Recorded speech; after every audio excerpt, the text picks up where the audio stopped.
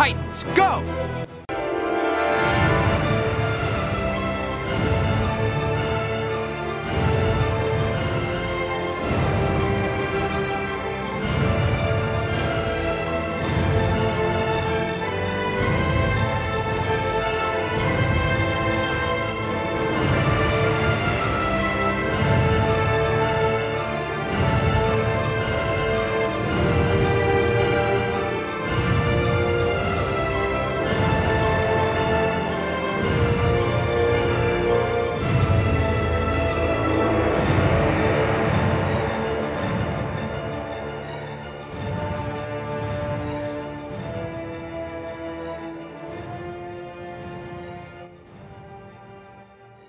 Hello again, everyone. Welcome back to Titan Talk, the Titans podcast, or AKA the Doom Patrol podcast. I'm one of your co-hosts, Charles Skaggs, back in Doom Manor once again, ready to talk some more Doom Patrol as we talk the penultimate episode. See what I did there?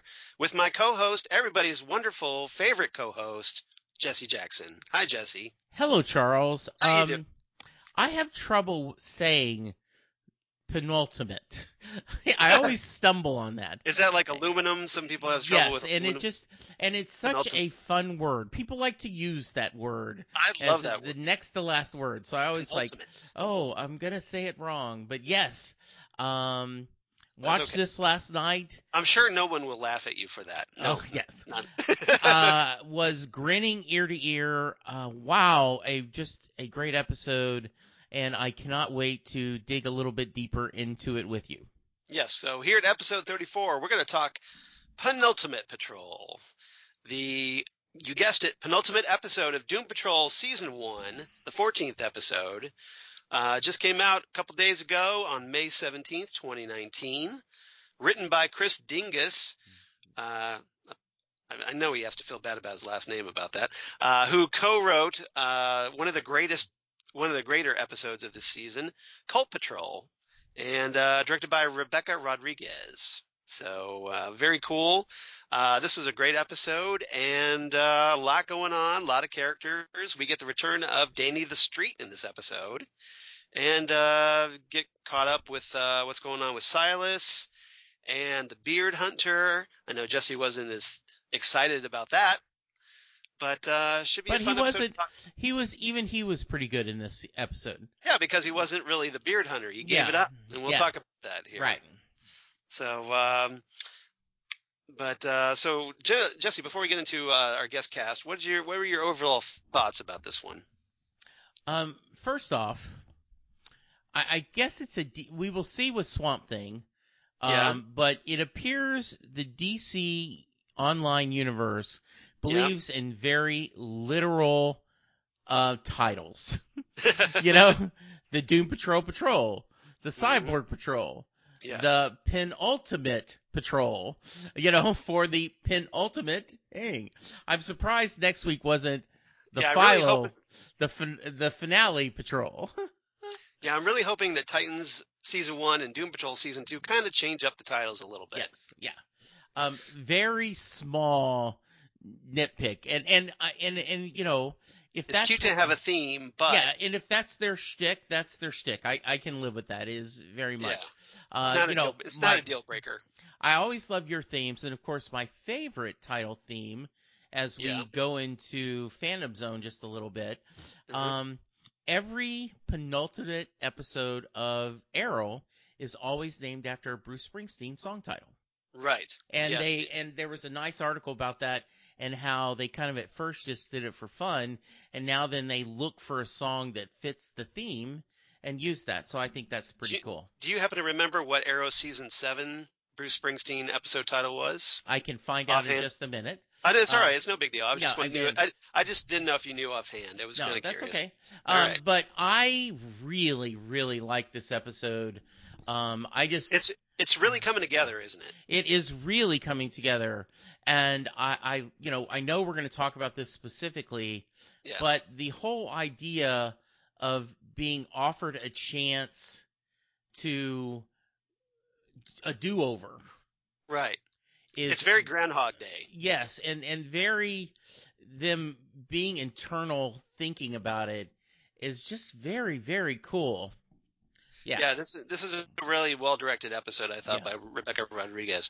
Mm-hmm. So guest cast. Hang on, to go back. Go It is the title was Living Proof, which is a song Bruce Springsteen wrote after he and Patty had their first child.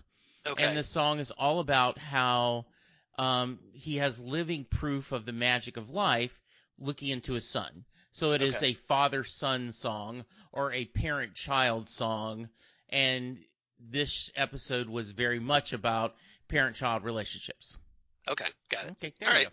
Thank you. I appreciate you looking that up. No problem. All right, so our guest cast for this week's Doom Patrol, obviously we get the return of Devan Chandler Long as Flex Mentallo, now fully Flex Mentallo, which is very glad to see that. Yes. Alan Tudyk as Mr. Nobody, who's all over the place in this episode. Got a lot of screen time, and that is always a good thing. More exactly. Adam, yes. Yeah, more Alan Tudyk is more of a great episode of Doom Patrol. We get Phil Morris as Silas Stone, who wakes up from his rather severe beatdown at the hands of his son. Tommy Snider as the Beard Hunter returns, although, like I said, he's not really the Beard Hunter here. He's just more Ernest Franklin.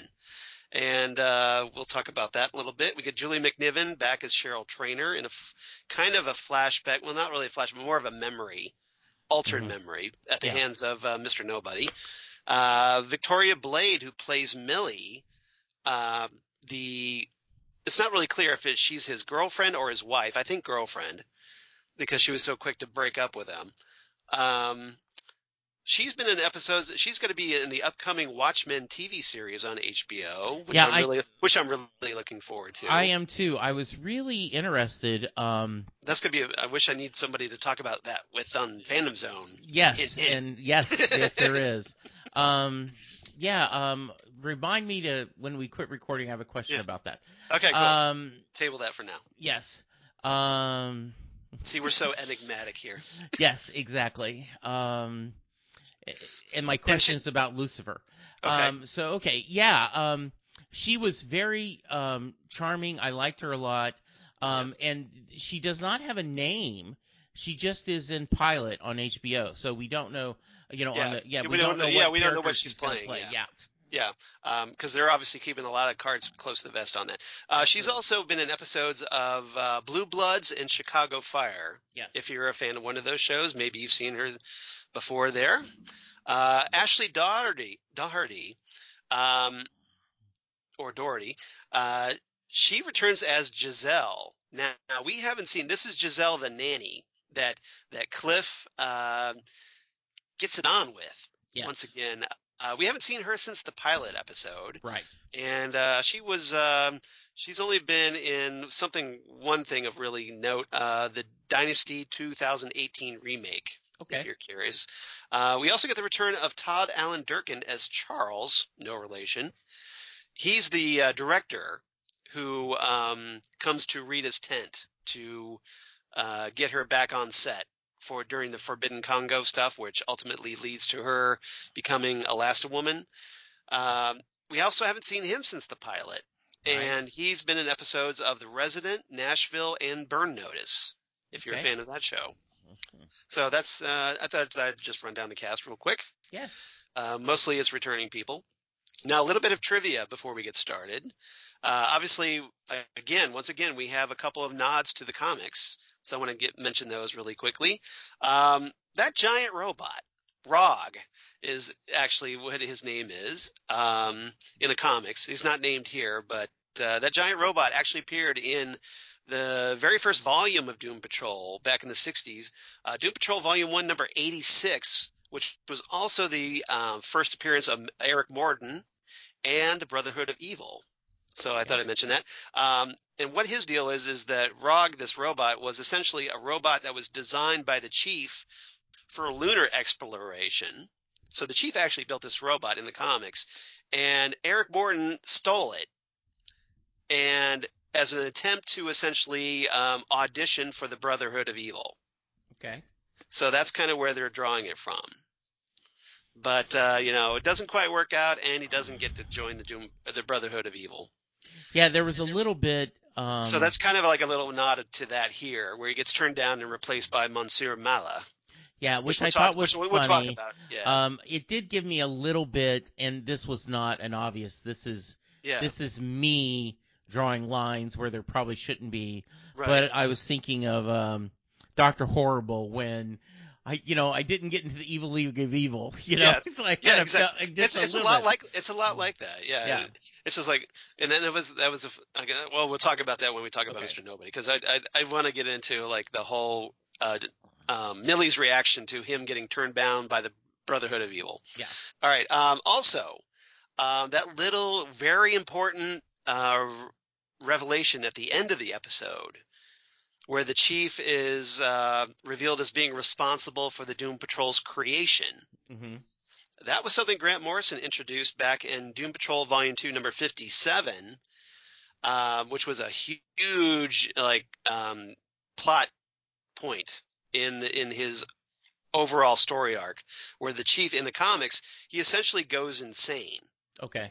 And becomes a major threat, and he reveals that, hey, I was the one responsible for Cliff's auto accident. I was the one who sabotaged Larry's experimental plane. And I was the one who exposed Rita to those volcanic gases that ultimately caused her to become Elastigirl in the comics. So that was a big deal in the comics. So I'm kind of curious to see where we'll go from here. I'm kind of curious how they're going to go into the detail, presumably in the season finale. I thought of that as I was watching the episode, and it was a great cliffhanger. Right. And I said, this was shocking to me, but not totally, not unexpected. There is nothing new in the world, Charles. I mean, and so, I think again of, that that is a not common trope, right. But it is certainly has been used before in comics and movies that, the actual either hero or bad guy may have caused the original origin. And so I was wondering. So you weren't shocked by that? I was surprised but not shocked. Okay. Like, oh, okay, that's where they're going. And immediately, how did he do that? And obviously, maybe we'll find out. Maybe we'll find out next episode. But I was wondering, is this something they came up on their own? Is this something came from a comic? And I knew you would bring it up when we talked. Yep. So good. Yep. So that's it. Yeah, it's actually inspired by the comics. But very cool stuff, and I highly recommend reading Doom Patrol number 57, and also the original series Doom Patrol 86, because it's fun to read the first issue with the Brotherhood of Evil. So I wonder at this point, could I read the Morrison run and not get spoiled too much? You don't know. No, because you don't know. They're picking from all over the run. Yeah, so it isn't like they're doing a direct adaptation. No. It's just like, okay, one cool thing here, one cool thing there, and then they're kind of adapting that. But again, like we talked about, they're bringing stuff from various Doom Patrol series. Like they brought some stuff from Jeff Johns. When he was writing some, issues of like Titans with the Teen Titans with the Doom Patrol, and then also the original Doom Patrol series way back in the 60s that they're drawing from. And which is a good point.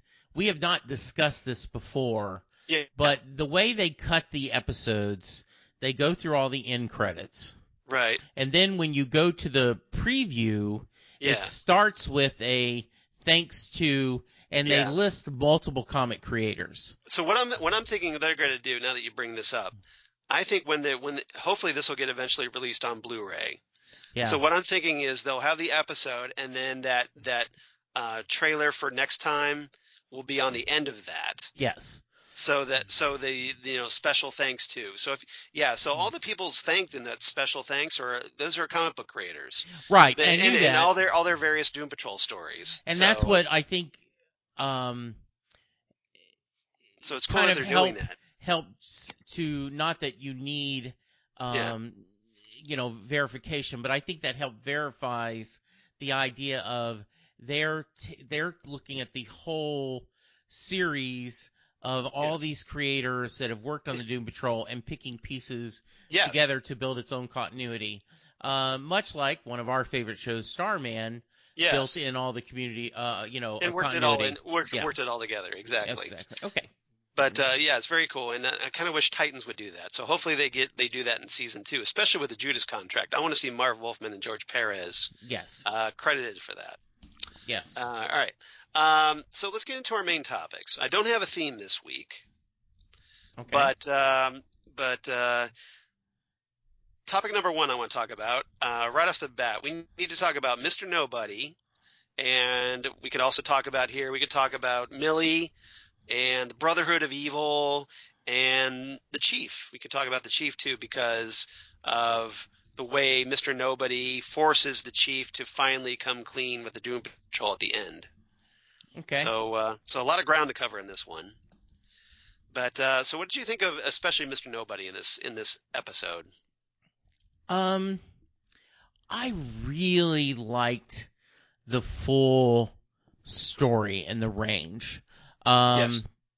I liked him narrating because I always think that's funny. I think him being self-aware and breaking the fourth wall and kind of talking about things is funny. I think it's real funny when the characters talk back to him in the narration. I love the little setup where he's just himself and his girlfriend, it appears, not wife, but girlfriend, is so disappointed for him and then kind of reaches the point where, I'm just done with you. You're a loser. Yeah. You've never been anything. It isn't, because he says, I'll be back on top. And like, you've never been on top. So essentially Millie's responsible for this because essentially, Millie is the one who kind of drives him over there. So let's kind of set the table for that a little bit. Sure. So we open up in 1946 Chicago. They're sitting in a restaurant, Millie is, and then Morden comes in, Eric Morden, and he's got a box, like, kind of like that shame box of shame when you're either let go from your company and you have to kind of gather up your things from your desk and you have to take it home or out to your car or whatever. That's what it really looked like. I agree. That whole box of shame. And he comes in and kind of funny, she's reading a newspaper that says Brotherhood of Evil threatens city. Yes. Those exact words, which comes into play later on, which I'll talk about. But he comes in, she's all like, how does the presentation go? And he kind of tells her, well, they fired me, essentially. And they replaced me with a gorilla, an actual gorilla. And which is a great nod.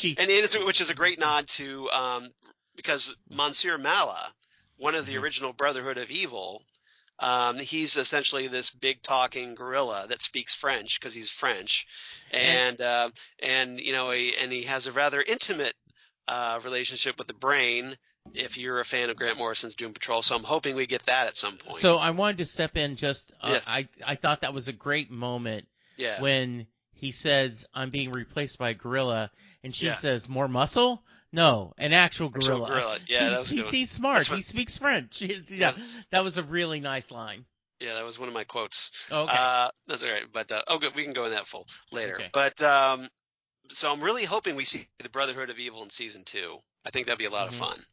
And but she's just like, you had all these plans and ideas, and what about those? She rattles off a bunch of gadgets that he was going to do, like a energy ray and a giant robot and all this.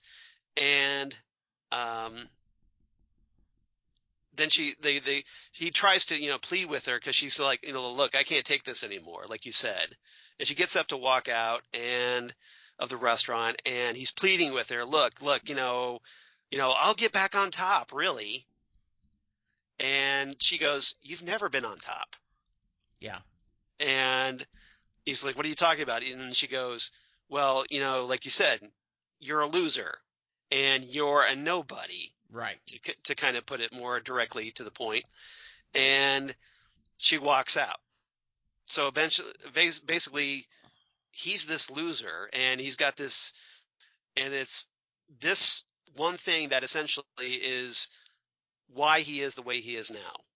It's what drove him to go seek out Heinrich von Fuchs and become Mr. Nobody and go full supervillain, is that he has this insecurity. And which leads to a great scene with one of Jane's personas, the Doctor. Dr. Harrison. Yeah, which great look, the little white stripe, the white, the white contacts, and this whole thinking, and then the rest of the patrol, like, now I don't hate you. I kind of feel a little sorry for you. There's all this empathy going on. Yeah, and he's like, don't pity me, and he gets all mad about that. Oh, that was such a really just analyzes him and breaks him down into this, just peels him apart. It was great character, and he's really pissed off by that. Yeah.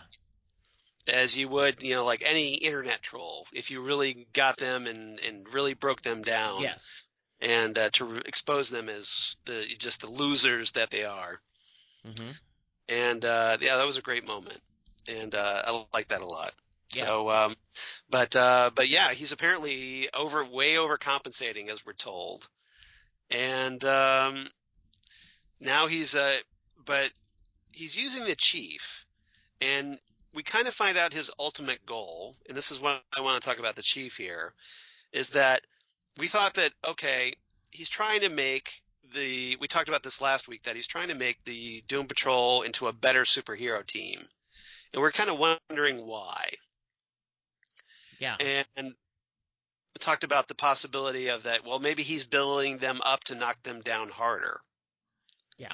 And I think that's what's happened, because when push comes to shove, we finally get and the chief kind of realizes this, that Mr. Nobody's end game is to have Niles tell the truth about that he's responsible for their accidents.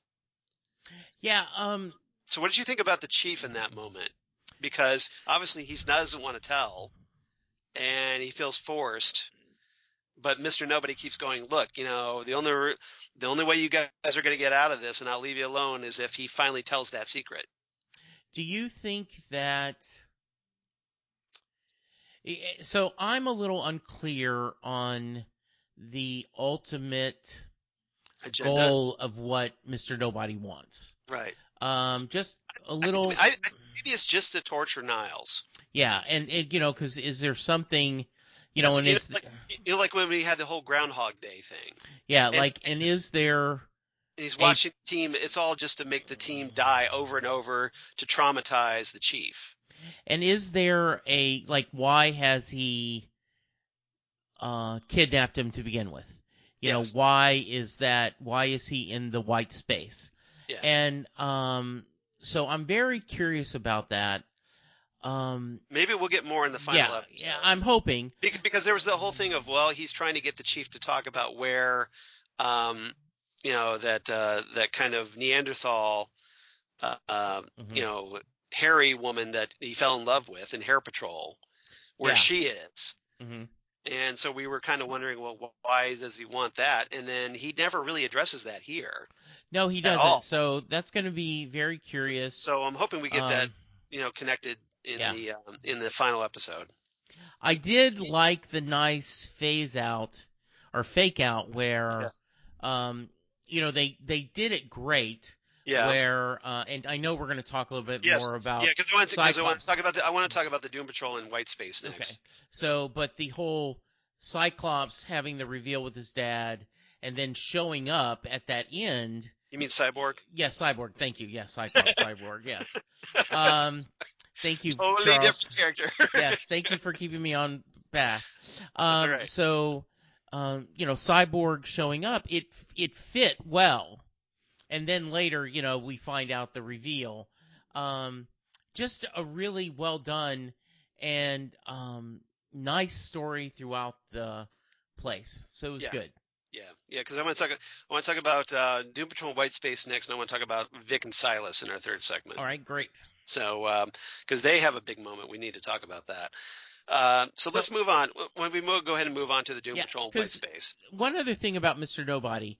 So I get the feeling that he is not considered in this universe as the higher echelon of villains. He's not a Joker. He's not an Lex Luthor. He's not even a Riddler or the Penguin or, a Cheetah or, But he is the only really real villain that recurs in Morrison's run. No. What I meant is in this TV universe. Oh, okay. Like that, I'm thinking. Like he's kind of a loser. Yeah, or at least a not even up to like Mirror Master or these the Flash Rogues that kind of combined kind of reach the, if not top tier. So one of my theories is he's trying to build up the Doom Patrol so that when he destroys them, his prestige as a supervillain can go up. Elevates it. So basically that he figures, well, I need to build you up so it looks more impressive when I take you down. Yeah, in other words, like having... And maybe then they'll notice me. Well, like a prize fighter, they're setting up a lot of, they're having someone take a fall or a lot of people so that the guy going after has a better reputation and so that the when they fight him, it's bigger. That's just a mini theory I have. So no, I think that's a really good theory, actually, because it kind of feeds into what we learned in this episode, that essentially he feels like he was disrespected by the Doom Patrol or the Brotherhood of Evil. Yes, and they talked about, well, we don't really see, they didn't see him as a physical or like a mental threat, that essentially, that essentially he was nothing to them, a nobody. Yeah. And so now, like you said here, that if he tries to build up the Doom Patrol to essentially kind of stick it to the Brotherhood of Evil a little bit, that like, look, you thought I was nothing. Well, hey, look, here's this great superhero team, and I just took them down like nothing. Absolutely. Good. So, so I think that's a very valid theory here. Or at least maybe he just has more than one motivation going on. Yeah, it could be. Maybe he's just got a whole list of things that all these grudges probably that he wants to kind of check off as he goes along here. But, all right, let's move on. Doom Patrol in White Space. So I want to talk about this because we have the Doom Patrol, thanks to Rita realizing that, hey, they could track the Beard Hunter, and that'll help them find the chief. They realize, well, hey, the Beard Hunter's in this one spot, and he hasn't been moving for the better part of a week.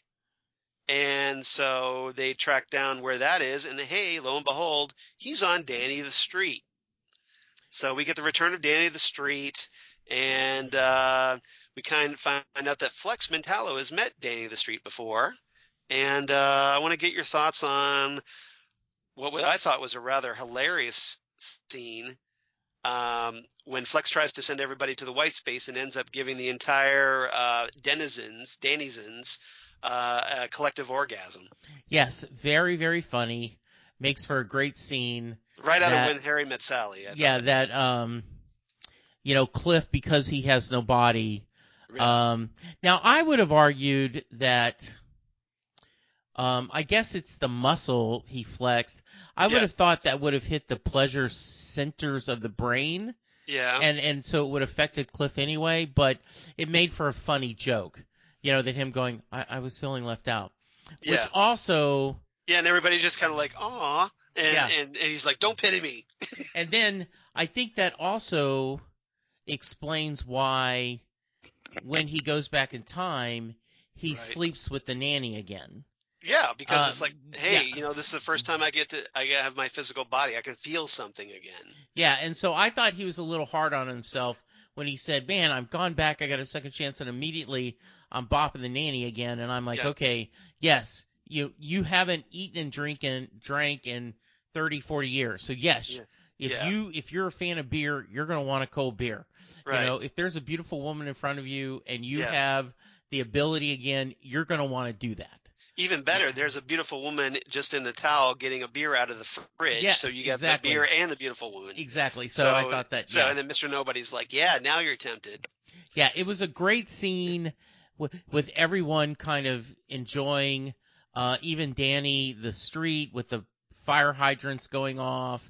It was a very hilarious. Even Danny's having an orgasm, which I thought was pretty funny. And even because you see the words "oh oh oh" scrolling across the cabaret. And one of the things that's very interesting about Flex is he tends to be able to talk to everyone. He is on a wavelength. In other words, he didn't have to read Danny's words to hear Danny in his mind. Like he could hear Grid. Yes. And he could talk to the negative energy, the spirit. So I think that was a nice. And there was that really touching moment, I thought, between them because first thing Danny asks Flex is that, how's Dolores? And Danny Flex has to say, well, she's gone, Danny. Mm-hmm. And then Flex goes over to that one of those inflatable tube men that Danny is kind of speaking through and communicating to the others through, and he hugs it.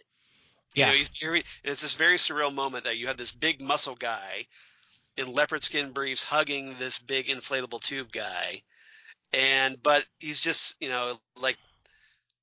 it's the only real, supportive, emotion that he's receiving about Dolores. Like nobody's hugging. The Doom Patrol isn't hugging him. Well, they're not huggers, though they did. No, but you think they did apologize. You think Rita would? Yeah, they did apologize about doing this, and Flex is taking it on his own. He says, "I should have known." Yeah. And Larry tries to reassure him, "No, it's not you. Yeah. It's the Bureau." Mm-hmm. That's who needs to be blamed here. They need to be blamed for everything. Yeah. But it's just, and then Rita has to come along and go like, look, this is a great moment, but what about the chief? Yeah. And I love that. Where's the beard hunter? Always happy to see Danny the Street. They always give him such happy music and everything. Yes. Upbeat and I really found festive.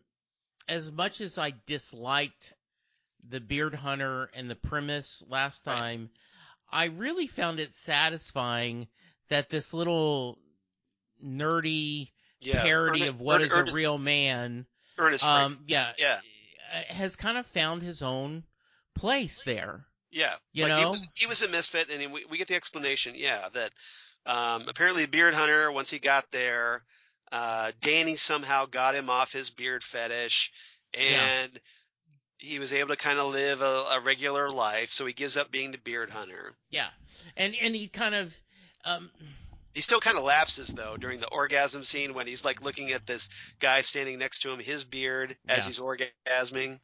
But then gave him a cigarette, and I thought that was nice. But here's my question. Okay, the last time we saw the beard hunter, he was down in this really dark room, and he sees that doll of the chief. Mm-hmm. And then we see this, the big monster from that episode. This is back in Hair Patrol. Mm-hmm. And there was that cliffhanger, and we had no idea what happened. So somewhere between what happened there and now. So the question is, what happened to the beard hunter? Please, Doom Patrol gods, do not tell us. We don't need to. Well, then make an episode. Send it only to Charles's feed. It doesn't connect. Know what happened? There's a gap here. The beard hunter went to go. They sent him off to find Niles. How did he end up on Danny the Street? Because that's the connection to the white space. Yeah. And so that's what he's there. And once he got to the Danny the Street, the goodness and the quote unquote place where everyone knows your name. Yeah. Danny the Street is kind of Cheers bar. Yeah. It's kind of Sesame Street. It's kind of a place where you can be you. Yeah. And he loses. It's same thing with the Bureau of Normalcy guy got there. He lost all ambition to help the Bureau of Normalcy because he found a safe place. Okay. Scene. I envision a different scene, but I'll just leave it there. Okay. All right. Very good. Okay. All right. for the sake of time, because we could debate this all afternoon probably. All right, so the white space. Yes. Now, Awesome. Flex, after his kind of awkward, really awkward, insanely awkward first attempt to get everybody into the white space, they let him try again after catching their breath, and so he focuses on the white space, which is revealed to be in the comic books. You know, when you have various panels showing the story of what's going on, you notice how they always have, like, at least in classic comics, they have a white background as far as, framing everything. It's a white page. Essentially, you have like anywhere from 1 to 6 panels or more on a page. And, like there's a panel here, and between them is these kind of white borders. And that, apparently, as we're told, as Danny holds up a copy of Mystery in Space from back in the day, that space between the panels is the white space. And he explains this as it's a place where, there's no story, that it's just something that, it's kind of emptiness that's waiting to be filled. And so somehow Mr. Nobody has tapped into this, and that's why he's able to use his own narrative to kind of drive things. Yeah. So what did you think of that revelation? I thought it was brilliant. In just the idea. Very Morrison-esque. Yeah, and also very fitting because we have seen this whole time that the chief was held in some place that had no background, this void. And so when he mentioned that, you immediately went, yeah, they have been in the white space. Also really fitting with Mr. Nobody is black and white space. Right. So that connected to, I thought it was frickin' brilliant, and was curious, was that something they explored in the comic, or is this kind of a new wrinkle? I'm trying to remember. It feels like it feels very wrinkle. Much like something Morrison came up with. Yeah, but, okay. I can't recall offhand. I could be wrong, so I may have to dig into that a little bit. Okay. May have to do some homework on that one. Okay. But regardless, it's still a very cool concept. Very cool. And, especially if you're a comic book geek, you're like, oh, wow, you're making use of this, this kind of something nobody really thinks about. Yeah. That whole negative space between panels. Yeah. And filling the page, helping to fill out the page. Yeah, it was perfect. And so they get inside there, and immediately they kind of get sucked into their own little, what essentially is a Mr. Nobody trap. Rita ends up back on the set of Forbidden Congo. Cliff is back in his trailer as a human once again, and Larry's back with Cheryl and the kids. And all of those are just right before their respective accidents. Yeah. Which I'm sure was deliberate. It was. Given the revelation that comes at the end of the episode. And what's perfect. But they ultimately choose to leave that. They can have their normal lives again, and that whole kind of road's not taken. Mm-hmm. But they choose, no, we're going to give this up. And what was perfect about that, Charles, from my perspective, is they knew this was going to happen. Right. They said, he's going to separate us. He's going to use our past against us.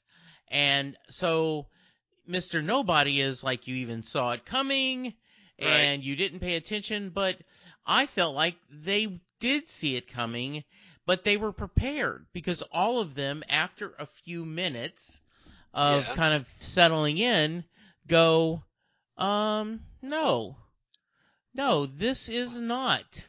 Well, Cliff especially I thought was interesting, because Cliff's all right. He's able to feel things again. He's having sex with the nanny again. Yeah. And he's just right in the middle of sex. He's going, this doesn't feel right. Yeah. And they all kind of come to the realization, especially Rita, that, hey, I'm not the same person I used to be when Right. this happened the first time. I've grown since then. Yeah. And even Cliff is just like, look, this isn't who I am anymore. I need, we need to find the chief, and so that I can figure myself out. And he knows it's wrong. Yeah, And he does. So he's obviously matured and evolved, and they all go out and willingly give up their fantasy lives, much to Mr. Nobody's chagrin. And it was, of all the people to be tempted, I think Cliff is the toughest. Right, because he's lost his entire body. Yeah, he has. And the idea that, he has a chance to see his daughter. Yeah. To, he could change his life. Right. He could, if he doesn't get in the car wreck, he could rebuild his marriage. He could do all this. Because it's back when he's all on the top of his game. Yes. When he had, like he says, he had everything. Right. But it's to his credit that he realizes that, hey, maybe I'm a better person as a robot than I ever was as a human being. And we've talked about that. Yeah. Thanks. And this I think this is another instance of that. Yeah, I totally agree. So they all leave their respective fantasies lives, and they go out back into the white space, and they can't really find one another. They're all kind of stumbling around until Rita, in this really big moment, she's the one who kind of pieces together, hey, I'm not going to let anybody else dictate my narrative anymore. I'm going to dictate my narrative, which I thought was a big moment for her. And she's the one that brings the Doom Patrol back together in that while they're fumbling around looking for each other. I think this was awesome.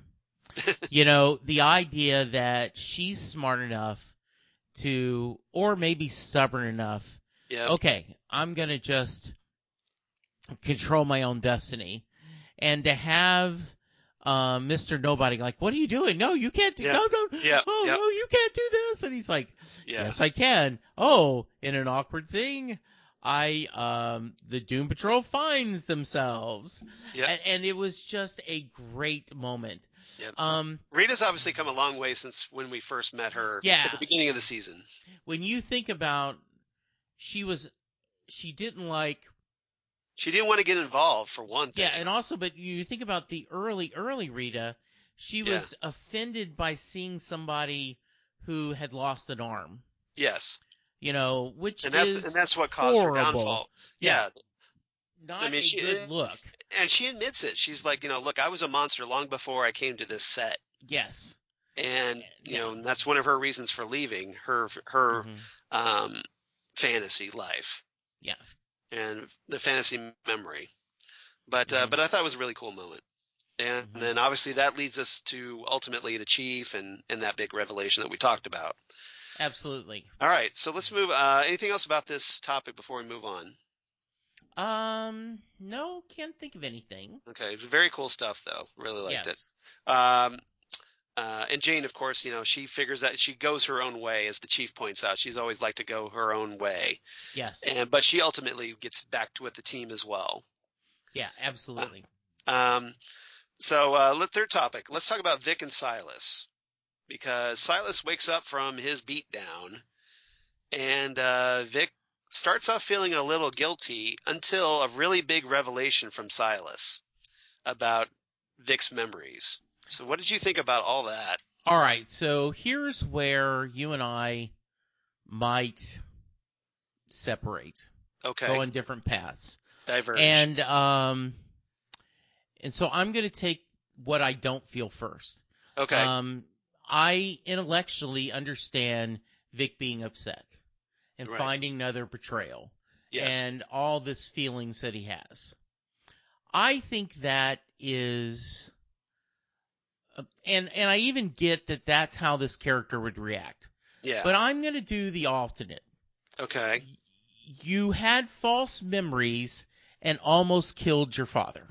Right. It turns out your father is now alive. Yeah. Your father, in a spirit of trying to wipe the slate clean, Yes. and share, you have reasons not to trust me. Yep. Vic, like a petulant child, oh, you lied to me? I'm just leaving. I'm going to go to people who can trust me. You almost killed your father, Vic. But, you should be able to. Now, I have no problem if they said, I'm so glad you told me this, Dad. But now that I think about this, now that you're okay, I have to go help my other friends. Yep. And him go, yes, the go. But to leave out of just anger seems like whatever progress Vic has made, he's come all the way back. Well, your thoughts, Charles? Okay, so as we play point counterpoint, and I go, Jesse, you ignorant slut. I will counter with, okay.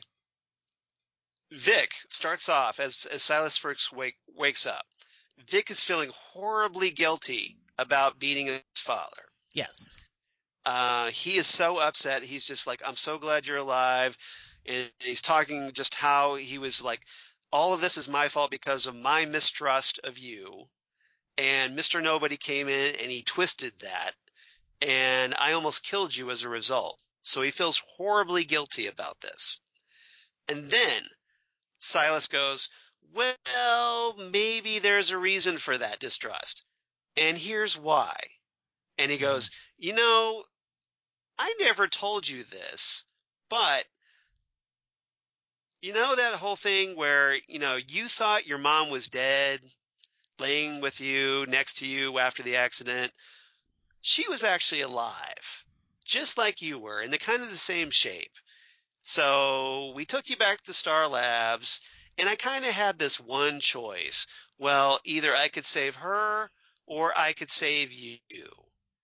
And I realized with the help of Niles, who said, oh, by the way, Vic would be the better physical candidate for saving. So we should save Vic instead.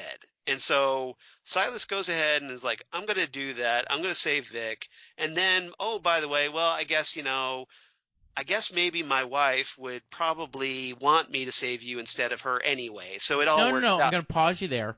Not kind of, sort of.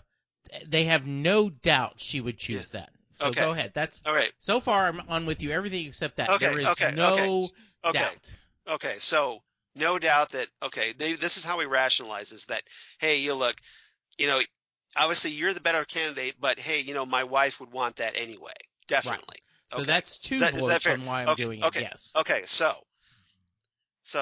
and oh, by the way, I altered your memory. So. No. He didn't alter his memory. He didn't go in there and manipulate his memory. They just told a story so often that changed his mind because he was so young and injured, he ended up remembering that way. The story became a reality. You're right. So he tells this story over and over to basically convince Vic that it was reality. Yes. Is that fair? Yes, absolutely. Okay. So, and ever since then, instead of telling you the truth of what happened after you recovered, I've kept this secret from you, and I've let you live with the guilt that, hey, you killed your mom. You're the one responsible for killing your mom.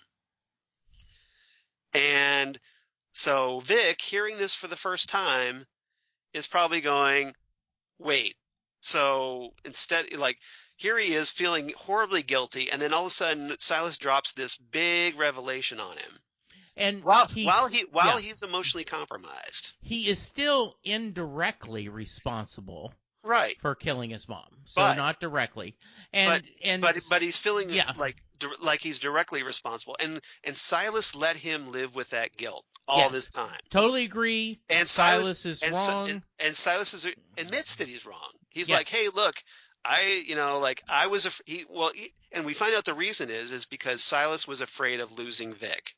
And if Vic had said, wow, that's a lot to share. Yeah. I need to process this. Well, maybe that's why he decides to go with his friends. But he didn't say that. He said, "I hate you for lying. Well, I need to go to people I could really trust." He acts like I'm not saying he acts out of a character. I'm saying he's a petulant child in this scene. He's not a petulant child. He obviously has those trust issues, and just when he feels like, okay, hey, that was just me being horrible. Yes. Silas gives him another reason not to trust him. Yes, but so like at the very moment, like, you know, just as he's trying to come back from this horrible event, Silas just kicks him in the junk, his robot junk, once again. Yeah, but because he doesn't want to have the lie between them anymore, and Vic is a child and can't see the greater thing. He is acting totally just emotional, and I think you respectfully. I think you are a cyborg apologist. No, and you're on your team Vic all the way. No. I'm kind of being very sympathetic to an obviously tortured human being. That was the last thing he needed to hear at that time, and Silas should have known that. But then, when is the right time to tell him that? Later, after Silas is recovered and they've had a little time to, Vic has kind of like had a little time to work through his emotions a little bit. So just go, and then we'll drop it. I'll let you have a rebuttal too, because I'm not going to have the final word. But just one other thing. Okay. So they go back. So that's my counterpoint on the issue. Yeah, which I love this. So let's say they wait 6 months, a year. You pick the time frame. I would say don't wait that long. I'd say just maybe like, okay, after they deal with the whole Mr. Nobody thing and maybe things kind of settle down for a couple weeks. Okay. Pull him aside and say, hey, look, I have something I need to talk to you about. And so. I wouldn't wait very long because. And then Vic would go, what? When I was telling you that I was worried about trusting you, that was your chance to come clean, but instead you continued to lie to me. Well, I've given you every chance to be free, and you've continued to lie to me. Do you not think that could very easily happen? It could, but it also depends on how Silas presents it. Right. So what I'm saying is, I'm saying also that Silas could have done this a lot better than he did. Now maybe so, but I do think it's interesting that, and I think this is because Vic has a lot of growth to do, and I think but I think so does Silas. Yeah, I think there's a lot of guilt, and I think Silas was trying to go, and I think this was just a little way that. See what if I could play Dr. Harrison a little bit, I think you're coming from the perspective of a father instead of a man. In the sense that you're looking at Vic like he's a kid. You're calling him a kid. You're calling him a petulant child. Maybe he's not. Maybe he's a grown man and he deserves more respect than what he's getting from his father. You are how you act, Charles. Well, you are how you're raised. So now I will. Let's end it this way. I see your point. I don't agree with it, but I could see why that. But can you see mine too? I can see yours. And you just don't. Yeah, it's just. And what's the beauty of the performance is both of them are there, and you could take it either way. I think you're coming at it from a 188 Doom Patrol. Who's right? Who's wrong? Pete Rose in the Hall of Fame. Caller, you're on the air. Anyway, move on, Charles. Who's Pete Rose? No, I'm just kidding. That's great. But it is good. And I love that scene. We kind of talked about this earlier where it appears Cyborg shows up just in time. Vic saves the day.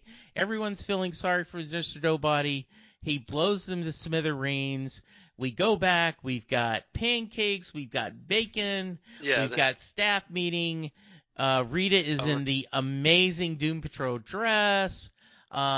Cliff is like, you don't get this beauty that early. Had to put on my face. And we get that cycle. And then the real Vic shows up. Yeah. And we realize. We find out that, hey, the Vic was part of them was actually Mr. Nobody in disguise. And he talks about that, hey, it was, like you've been here all along. So the question is, have they been there a year? No, I think the whole long of when they showed up. In other words, we don't know how time works. That year that they feel like where they killed him a year ago, that was all in the white space. I believed I was a little bit like, well, that was a little easy. Yeah. And then when they showed everyone happy, and then when they died, and then came back, I went, okay, they're still in the white space. Well, especially since the fact that it was the 14th episode, not the 15th. Yes. So. But a really fun twist. And it's the kind of twist, I don't know about you, Charles. Yes. But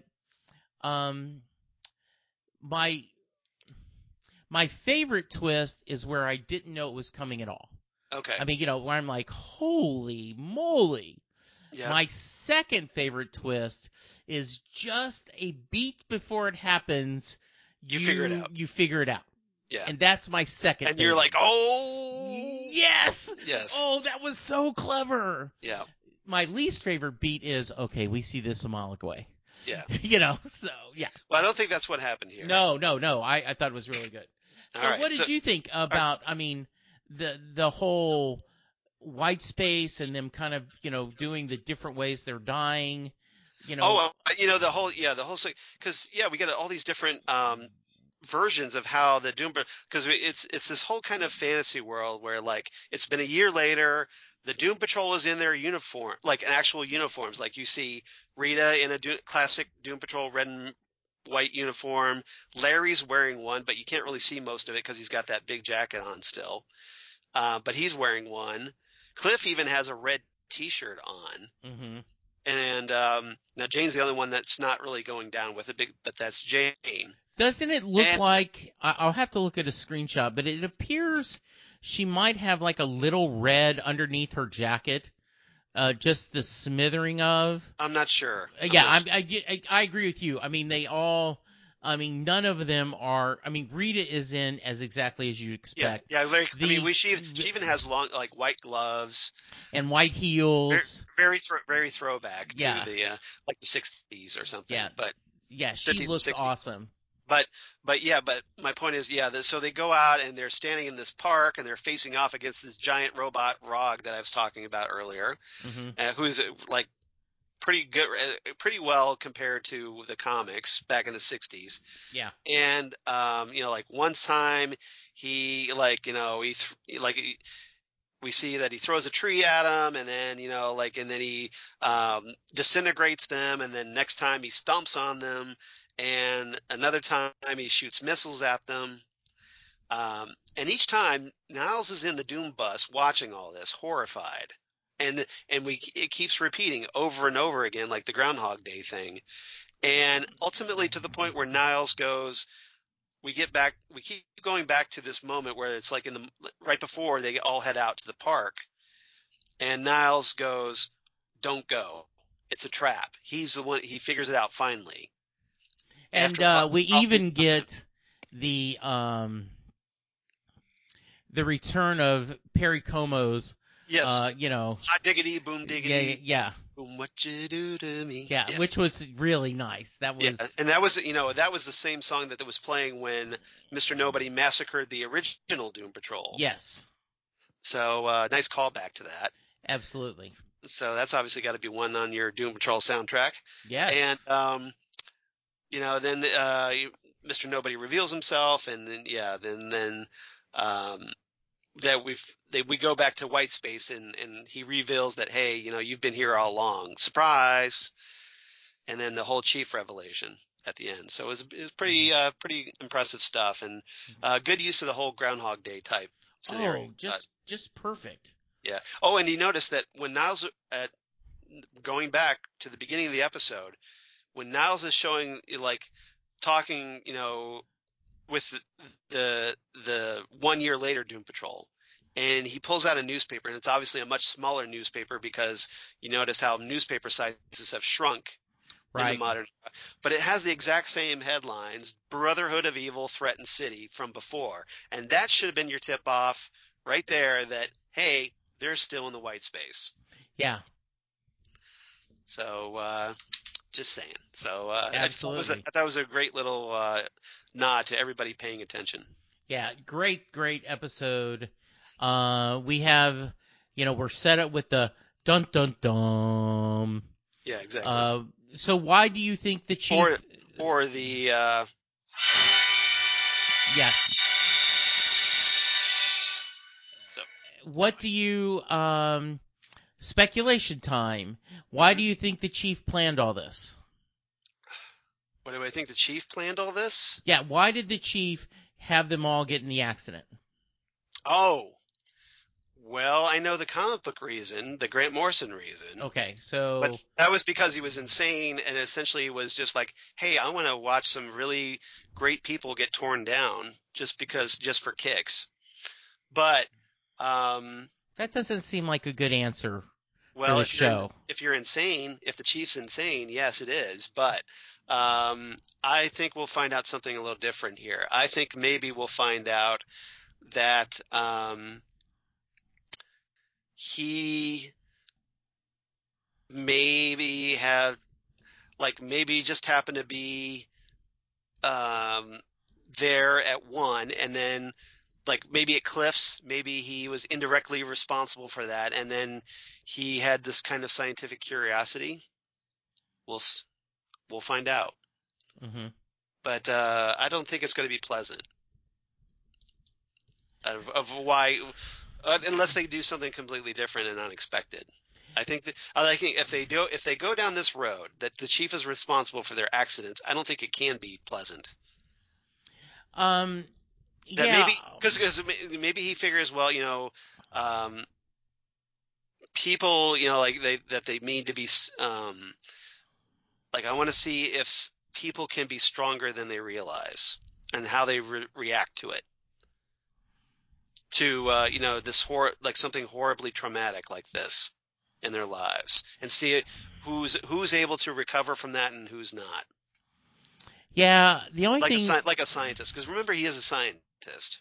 Yeah, I'm gonna, being Mr. Sunshine. Yes. And Mickey. What do you think? I'm gonna think that this is for the greater good. That he, for some reason, knew that something was going to come up that only the Doom Patrol could stop. Yeah. And so he, for the greater good, kind of manipulated everyone to be where they are. Go ahead. Kind of like, I'm going to say this wrong deliberately. It's kind of like when Rory did on Legends of Tomorrow. Rip, obviously. Yeah, Rip Hunter. He picked people that he knew did not have a significance to the timeline for them to become legends. So maybe he knew that all of them were going to have unfulfilling and tragic lives anyway. And so by doing this, he has the chance for them to redeem themselves and have a better life. Now that's very Mickey Mouse, Walt Disney, sunshiny. How about something maybe in between? Yeah. In that the theory is that another theory that we can have here is that maybe the chief was aware that Mr. Nobody was out there and was a threat still. Yeah. And maybe the chief realized, hey, I need another Doom Patrol. So I need to make one. Mm-hmm. And so but the question is, why has it taken so long? Yeah. Because obviously Cliff's been around, since the 90s or whatever, maybe the 80s. And Larry's been around since the 60s, Jane presumably in the 70s. Yeah. And the question is, why has it taken so long for his plan to come to fruition? Yeah. And get them. So I don't know how they're going to deal with this. We'll see. Yeah. But it does open a big Pandora's box depending on how they do it. Absolutely. So we'll find out what happens. All right. Anything else about this episode? We're running a little long here. Nah, that's okay. We've had a lot of fun. No, it was great. Yep. Had a little bit of a Cyborg Silas discussion. Yes, we did. That I loved. Yeah. I can't tell you how much I love that. Okay. So, all right. So, favorite lines of the episode. Do you have any favorite lines? I do, Charles. I did my homework this time. All right. So, you actually get some credit this week. Thank you. Yes. All right. What do you get? What do you got? Flex. Okay. The white space is the area where there is no story. The white space exists where content doesn't. It's the space on this page between the panels. Cliff. The white space. That's beautiful. Heady. Poetic. Now, how in the name of F do we get in there? I have a flex for that. Yep. You need boy oil or anything? Yeah, it's like I have an app for that. He Yeah, has a flex for exactly. that. I thought it was very funny. I agree. All right, you give me Uh, one. well, obviously we had this quote we talked about earlier between Eric Morton and Millie, where he's explaining that he was replaced, and in the Brotherhood of Evil, he goes, so the brain. He's talking about the brain here. He goes, he replaced me with some gorilla, and Millie goes, they decided to bring in some muscle, and Eric goes, no, an actual gorilla. He's quite smart, allegedly, speaks French. Yeah, So that's obviously a nod to Monsieur Mala, like I talked about, who's one of the original Brotherhood of Evil. Villains. I only have one more. Yep. I know you always have 3 or 4. Yeah. But right around the same time, the Doom Patrol, they're on Danny the Street. Yep. And they're discussing how many failures they've had. Yep. And they go back and forth, and Cliff, being Cliff, says, Jesus, knock it off. Yeah, our win-loss record is beep. Yeah. We're not making the playoffs. Who gives a beep? We're past that. We fought and clawed our way through a ton of F-ups. Yep. And now we're here, knocking on the door to save Niles. We have to go in, and we're going in together. Let's do this, as they all hold hands. Right. That's such a Cliff rah-rah moment. It was just perfect. Yeah. That was great. I love it. I love that. I like this exchange on whether on Danny the Street and oh wait, no, they're getting ready to drive into Danny the Street. And this is, the patrol. So we've got Cliff going, what's the street doing in the middle of nowhere? And Larry goes, I'm sure they have a logical explanation. And Rita goes, they? And Larry goes, Danny, did I never mention the sentient teleporting genderqueer street Vic and I hung out on while Jane lost her S and tried to get married? And Rita goes, Vic mentioned it. And then Jane goes, you really keep to yourself. Or you really keep too much to yourself, man. Yeah, that was great. Thought that was good. Later, Rita tells Mr. Nobody, we've all been working very hard on ourselves. And Mr. Nobody goes, work? You've sat around in a circle and whined like a C-Team breakfast club. Cliff stole a watch from an alligator. Mr. Electricity here finally came out of the closet at the tender age of 95. Jane crawled as deep into herself as she could and almost committed mind suicide or some S. You call that work? Please. So I thought that was good. Yeah, I thought that was really good. And also, I anytime they can talk about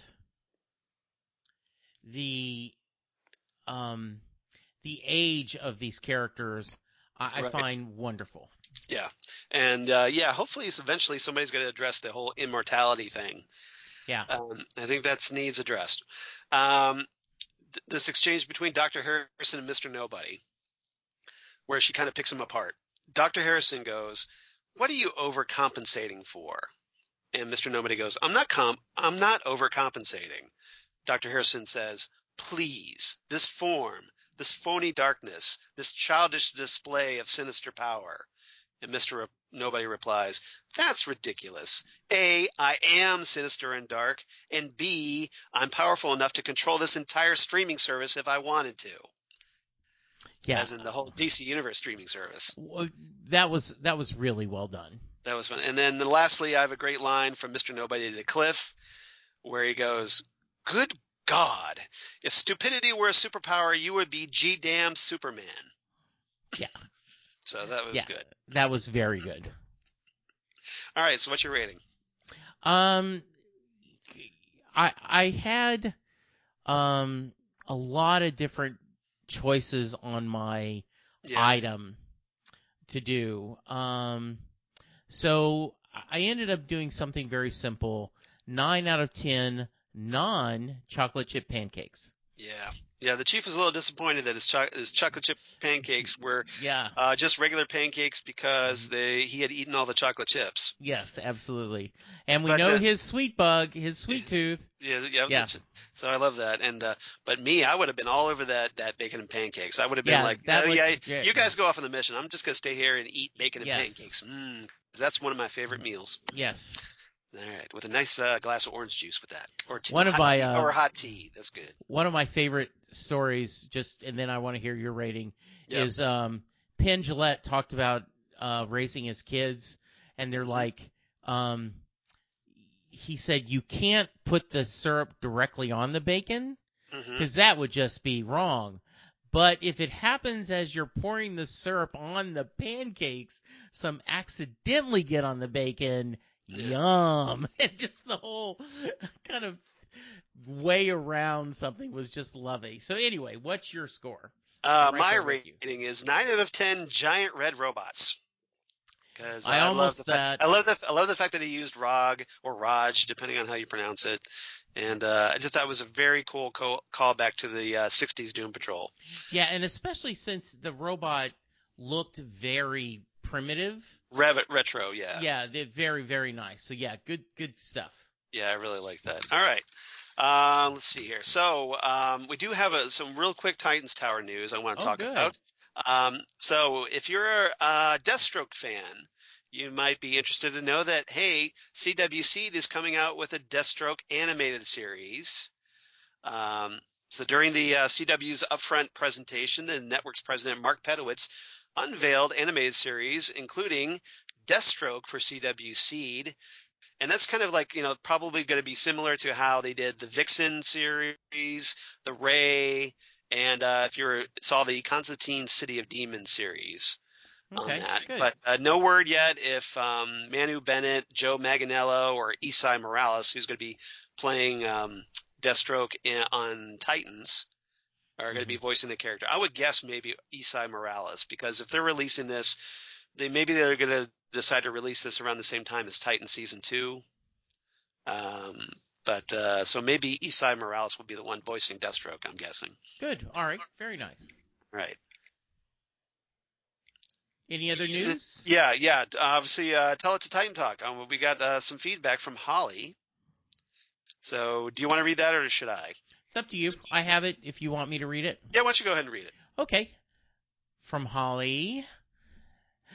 Hey, Charles and Jesse. Another great episode. Nice to see Danny the Street again, and the team minus Vic getting ready to face off with Mr. Nobody. Also, interesting backstory with Mr. Nobody and how he got his name thanks to his wife, Millie. Love that Mr. Nobody's plan backfired on him. Vic finding out the truth about what happened to his mom and the choice that his dad had to make was powerful. Love that Jane came back as Dr. Harrison and started diagnosing Mr. Nobody. Can't wait to find out more about the Brotherhood of Evil.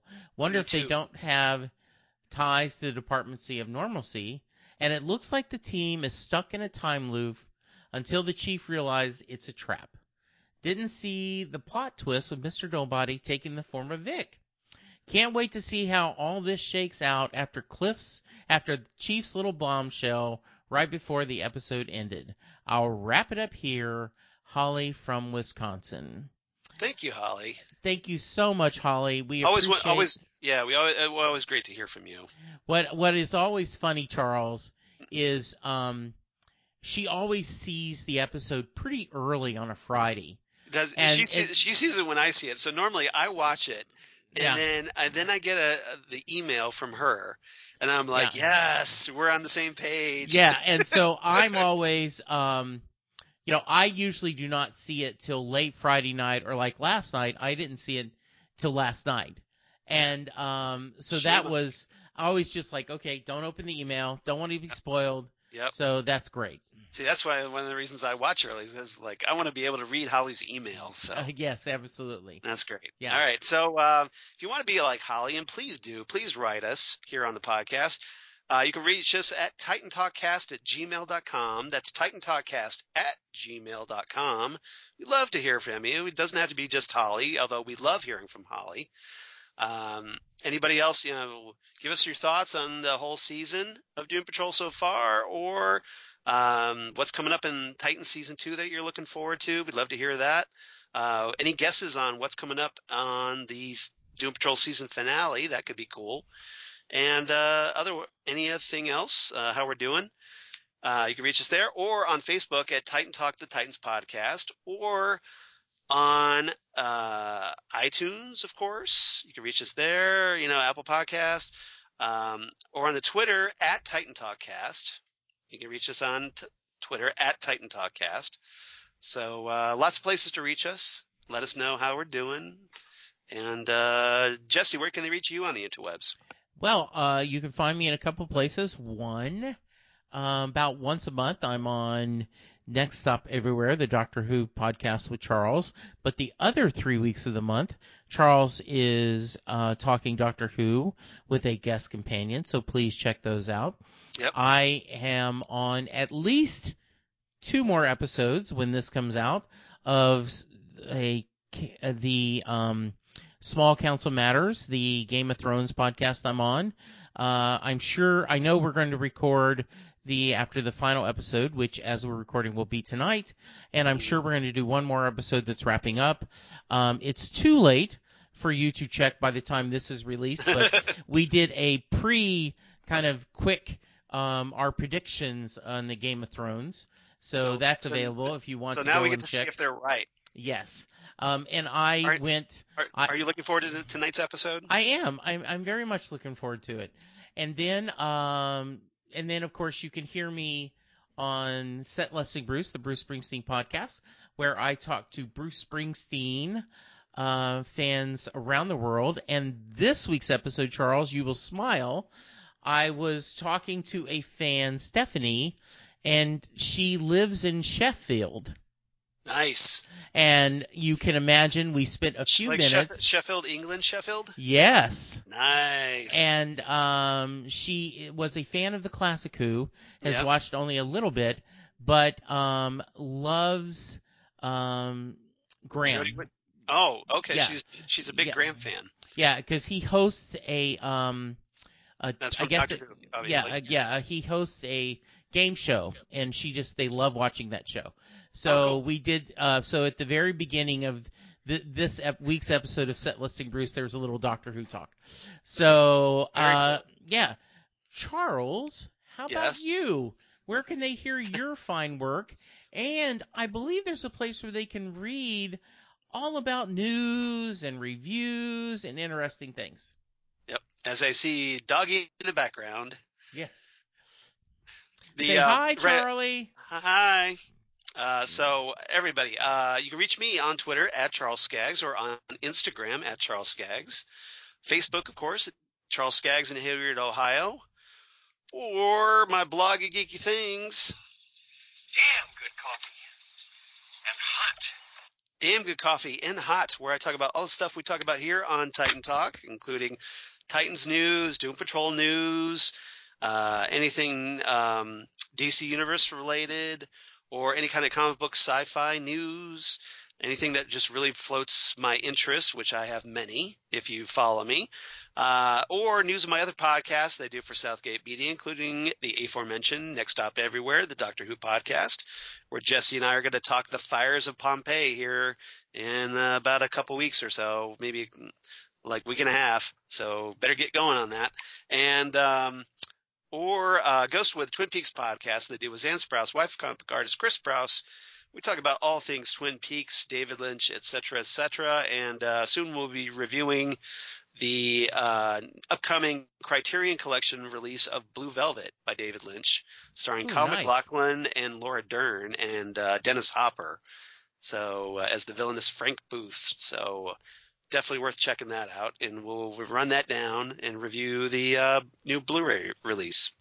So, nice. So not just Twin Peaks, but also Twin Peaks, and whatever pop culture things that pop into our brains, because yes, we both love pop culture. And other than that, everybody come on back next week on Titan Talk, because we're going to talk Ezekiel Patrol, the season 1 finale of Doom Patrol, episode 15.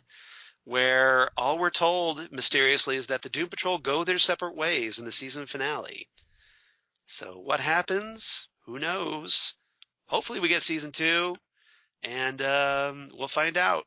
And I got to think we will, because it's such a good show, and it's gotten such good reception from everybody. So this is probably the first real big hit on DC Universe, I think. And Do you think hopefully we'll get more. You think this was better received than Titans? I think so, critically. Yeah, Okay. I do. I get, I think they don't.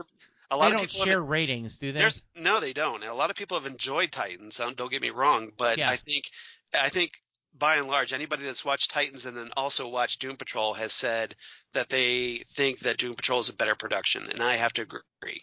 So Titans, time to step up your game for season 2. Hopefully they do, and get back on making this more of a fair competition. Yeah, I think so, and I'm excited. Because I want Titans to be really, really good. Yeah, and yeah, I'm looking forward to it too. So great. Well, Charles, as always, it's a lot of fun. We're going to have at least one more discussion of Doom Patrol, and then same as the Game of Thrones, we'll probably do a wrap-up episode. Yeah, then I think we should bring in DJ Nick, who we haven't heard from. Yes. Because hopefully we talked about early on that he'd love to maybe come back for the season wrap-up show, and so hopefully we'll do that. And you're not getting rid of us that quickly yet. So absolutely. And then we'll figure out, what we'll do after that. But for right now, that's the plan. So stay tuned. At least got a couple more episodes coming up, and before we head off. And everybody, thank you again for listening, and we will see you next time right here on Titan Talk, the Titans podcast.